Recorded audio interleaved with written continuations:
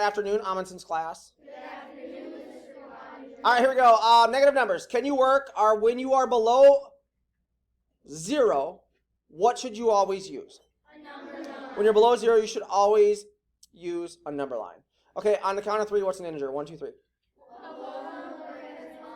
This whole number and its opposite. All right, we have this positive and negative thing, yes? Yes. What side of the number line is positive? Right.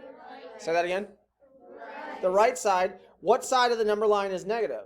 Left. So if this is my number line, positive is on the right, negative is on the left, and then 0 is right here, right? Yeah. Cool. 2. Look at all this. When you're getting problems dealing with negative numbers, what should you always be using?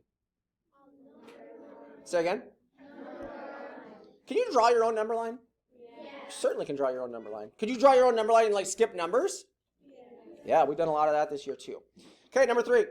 Temperature of the ocean and bank accounts. Guys, when we did this temperature problem, we started with a negative answer, our negative number, yes? Yeah. And we ended up with a positive answer, right? Yeah. Guys, when we did this ocean problem, we started with a negative number, and we actually got to another negative number, right? Yeah. But our difference was actually not negative, it was Positive. weird, confusing. Last problem we did, we started with a positive number, and we lost money. Our answer was actually a... Negative number.